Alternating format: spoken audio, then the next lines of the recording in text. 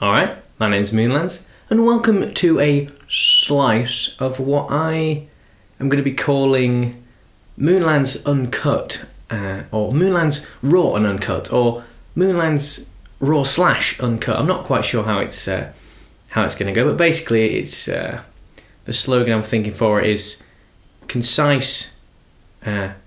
Instead of concise construction, we're having rambling in ruins, because basically I need more content, more frequent content if I want to try and grow this channel, and it's very difficult to do without just putting in just a small amount of effort and just going straight in with like, you know, just a talk or just some boring vlog of some sort. So that's basically what's happening here, and I thought maybe I would kick off this Moonlands Uncut sort of thing with a little analysis of this beautiful book here. This is called Lillian Tu's Little Book of Feng Shui. Now this is a precious little book here. I just thought we'd look at some of this ancient wisdom and just enjoy the beauty of it, and just do this free form just here on the spot. I've made some notes. I've got some little tabs where I looked through a while ago, and I thought, yeah, maybe we'll investigate these points because these seem particularly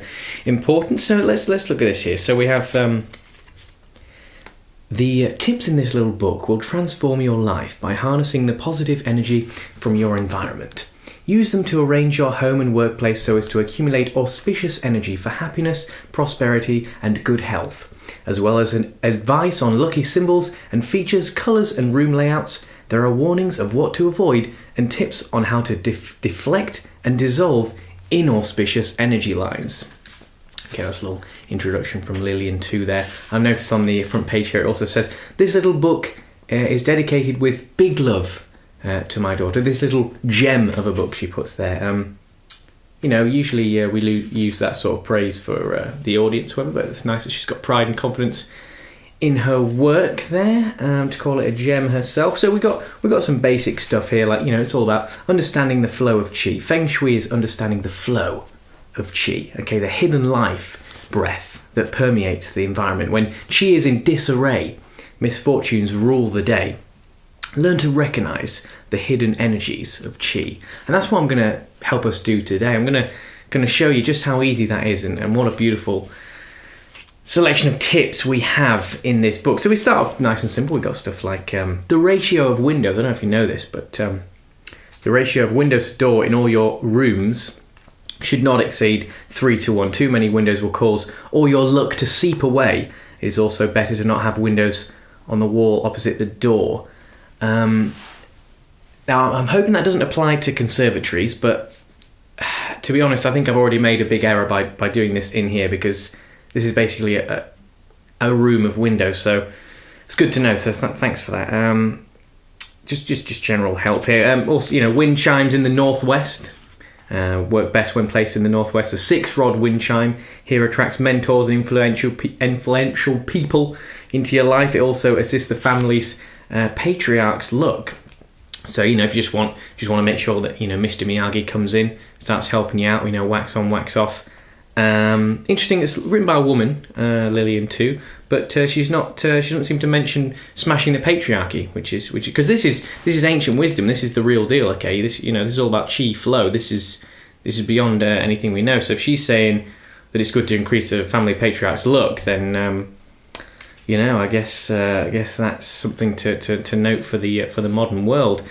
So then we get a bit more significant. Okay, we get a little bit more serious here. Let's have a look.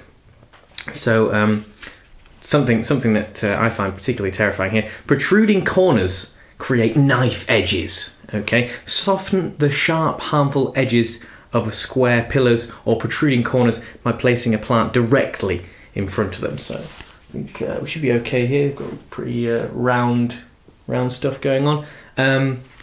Because you're going to find yourself looking around your house now after learning this significant piece of info here, and just looking at tables, chairs, walls, corners, and you're going to realize your house is an absolute danger zone. Okay, it's full of knives. Your house is a house of knives. Okay, and you need to put plants. You're going to have to put plants everywhere. You're going to have to put them in front of everything. But you've got to be aware here. It says change the plant regularly, since it cannot survive the killing chi. Killing chi, all right? They call them knives for no reason. These kill things, okay? These knives that you just leave laying around your house, all right? Put your plants down, but keep changing them because you're going to kill your plants. So I guess it's okay to put a plant in harm's way for a brief period of time. It doesn't really talk about whether or not the plants just says change regularly. I don't know how many stabs your average plant can take.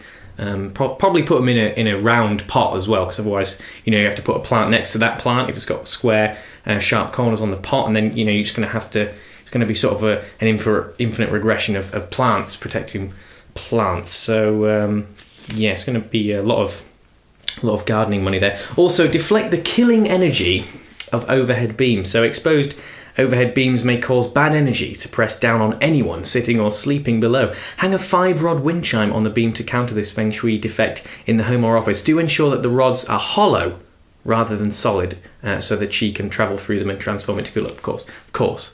Like, if you don't understand that you need to have hollow rods in a wind chime to have chi flowing through them, then I don't know what you're doing even with this book. I mean, everybody knows that. So 5-rod wind chime there to protect yourself from the beams. Just basic stuff. So right, let's see what we've got here. So does definitely get a bit more serious here, a bit more interesting, a bit more specific. If you're trying to find a partner, this is something everybody will know. Check this one out. This is something you don't always get in your regular tips for your love life. Fed up with being single, energise your southwest corner by placing a 5-foot high floor light there to tap the energy of the earth. Keep the light turned on every evening until you achieve your goal. But don't use this tip unless you want to find a partner, okay? Because you're just wasting electricity. All right. So now some of you who don't really understand the power of Feng Shui and Qi will be thinking that you're just wasting electricity anyway. Or you're just turning a massive light on, just a huge light in the corner of the room, or leaving that on all the time just to find a partner. Well, listen, okay. Once you get a partner, who's going to help you split the bill for the electricity? Hey, okay, ancient wisdom. That's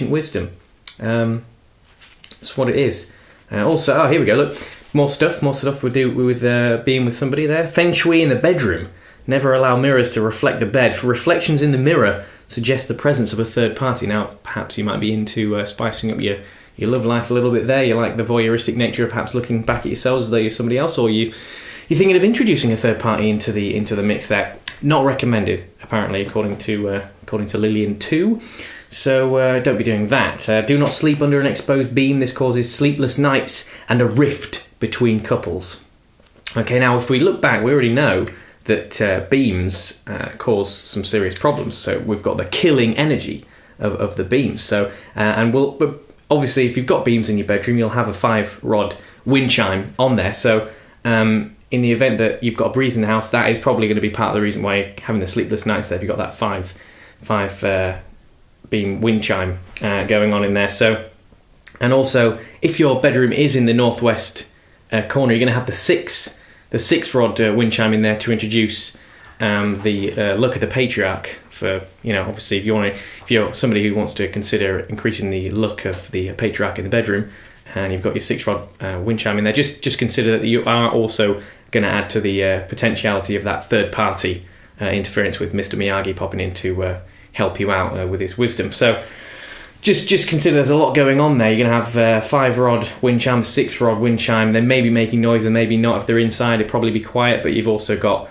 that sort of mix-up going there with your with third parties and little old men. So just something to consider there. Obviously, you're aware of, once you've looked at this book, you're aware of all these things and how they interplay, and it's up to you to trade off what you do and don't want there. So getting a little bit more specific again here, beware of 3 doors in a row. Okay, this sort of configuration is a major Feng Shui taboo. There are 3 doors in a row, and one of them is the front door. The house is said to suffer from afflicted Feng Shui. One solution is to keep the middle door permanently closed, otherwise use plants again, or furniture to create a barrier to slow down the flow of energy, or hang a wind chime. Wind chimes again, key point is the wind chimes, okay? If you take anything away from this little book of Feng Shui, you need wind chimes everywhere, okay? It doesn't specify the number of rods for this wind chime, so perhaps you can kill 2 birds with 1 stone if you've got, if this is in the northwest region of your house, You can pop that 6-rod wind chime to invite Mr. Miyagi and increase the patriarch's luck. And sort out this set problem with the doors if it is also in the northwest. So that's something to be aware of. It doesn't specify what constitutes 3 doors in a row, so I wouldn't worry too much about that. Just think. I don't know if it means directly one door, behind that door's another door, behind that door's another door, or if it means, you might have a side door down that corridor going off to a different room, or, maybe a cupboard door, or perhaps even a ceiling trapdoor. Don't know to what extent the 3 in a row you have to take account. So let's just be safe and just assume that anywhere where you've got 3 doors, one after the other, just make sure you've got your wind chimes there.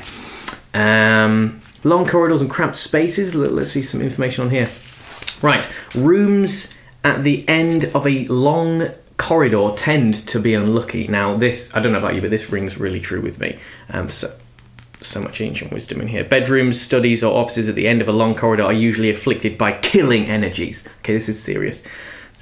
Energies that gather strength as they flow quickly down the narrow space. These energies represent the classical poison arrows of Feng Shui. Okay, so, I mean, I don't know about you, but I've certainly associate many a long dark corridor with prisons, sort of BDSM dungeons, hostage holding rooms, things like this, and obviously we're going to need to, if you've watched any movies or films, you know that this is a parallel to a dark alley, or perhaps some sort of little old corridor in an old mansion. You would see in perhaps a Japanese horror. This explains it all. I just thought there was something about the people that tend to lurk in those dark areas and all this violence and prisons and things like that. They end up there. It's because of the dark chi flow. It's because of the poison arrows. Okay, that's why. That's what's drawing that all together there. So that explains it. That explains it all. Something to do with the darkness or hidden nature of these corridors, or impractical size of them. Do not sit with your back to a window or bookcase. Now, this is actually one of the most serious in the book here. Do not sit with your back to a window or bookcase. If you sit with a window behind you, you in any crisis or difficulty, you'll be among the first to suffer. It's too late. I can't change my position now, but let's see if we can get through this quickly. Place a solid cabinet behind you to symbolise the mountain. I don't know if I've not previously noticed the mention of the mountain or what that means, but I'm just going to take its word for it. But do not place a bookshelf there. Okay, you think, nice big bookshelf, that'll cover up a window. You got some knowledge, you got some writing on the walls there. No. Do not do that. Do not do that. Okay? Since this signifies knives cutting into your back. Okay? Open bookshelves should be closed up since they create hostile energies in the office, right? Now, looking at this, okay, just think of this. A library. Okay? Walk into a library full of bookshelves up against walls. Just everywhere. Open. Unclosed. Do you understand how many knives that is? Do you understand how much dark, negative, killing chi that is? Jesus Christ, that's a house of knives just right there. You thought it was all about, sharing culture and knowledge and information and just reading and having peace and alone time and just consolidating your mental nature. No. This knives, okay? Goodness sake, I tell you what, without this book, I would not know what I was doing to myself, to be honest. It's absolutely incredible. Here we go. Here's another absolute gem of wisdom here. Plants in the office for auspicious energy flows. Plants in the office are one of the most effective Feng Shui energizers. This is because they are the wood element signifying growth. Artificial plants are as effective as the real thing, but dry plants are not encouraged. Place the plants in the east, southeast, or south corners of your office for maximum Feng Shui effect. Now, this is another really interesting one, because I thought, this sort of thing, it was all to do with, water, oxygen, sun, literal evidence of those things, not just denotation or symbolization. If you have a plant there, effectively, even subconsciously, where the next meal's coming from. This is life. This this is health. Also, plants, flowers are often necessarily attractive for interspecies pollination and propagation, and that tendency to be aesthetically pleasing to us probably contributes to our happiness. So I thought it was no wonder that these things increase your happiness and comfortability. But it's apparently it's about the energy flows. So that's just a coincidence, actually, that it's to do with all those things. And a key growth there, signifying growth. So I was just wondering, maybe just stick, say, a poster of a wall on a particularly large NBA player or something, just a big basketball player on the wall. That help signify the growth there. Just thoughts. I mean, Lillian doesn't say anything about that, but it might be worth noting if it's about if that's the key thing, is the growth, not the evolutionary or biological inclinations and denotations. Let's see here, what else have we got? So, right, place stereo equipment on the west wall. All stereo and hi-fi equipment brings extra luck to the house when placed on the west wall of the living room. Stereo sets placed here create the potential for good fortune in the year 2003 and the following 20 years. So that's great. We're still good for a good few years there. So it doesn't say if you don't already own stereo equipment. If you perhaps should go down to to What Hi-Fi and have a look there, and maybe pick something up from your local store, see if you can get some stereo equipment there just to pop on the west wall there. So that's great. Yeah, just move that around. Make sure you purchase yourself some stereo equipment just for that. What else have we got here? So look out for heaven and devil men. That's mildly concerning. Here, look out for heaven and devil men. Devil men are those who cause you heartache, harm you, or make you lose your temper. They are obnoxious and troublesome and should be avoided because they send negative energy your way. Yeah, isn't that all men? Am I right, ladies? Sorry, that's detracting from the wisdom here. I've got to take this seriously. Heaven men are usually helpful and kind and give you a guiding hand. Embrace them because they bring positive chi towards you. So that's always helpful, not just because you get some people that are just horrible and some people that are nice. It's to do with the heaven and the devil. It's quite more profound than that, I think you'll find. Now then, tips on hanging family portraits in the home. Obviously, everyone's always wondering where do you hang your pictures? What do? You can't just put them on the mantelpiece.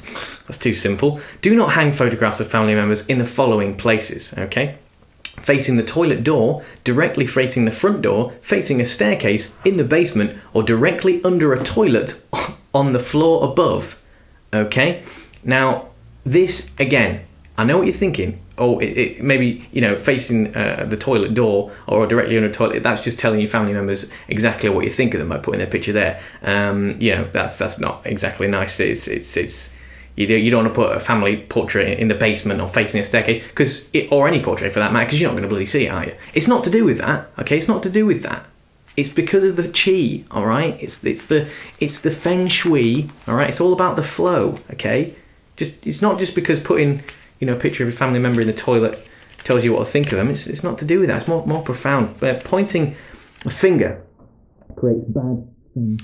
Well, I have to say I ended up rambling a lot longer than I expected to in this video, because there's just so much classic, ancient, and just sincerely fantastic wisdom in this little book. So I'm going to squeeze it into two videos. So I'll leave this one here, and let me tell you, if you thought that what you gained from this was a decent amount already, it gets even better, and the themes we've established do recur. So look out for part 2, and yes, thanks for watching, and I'll see you in the next one.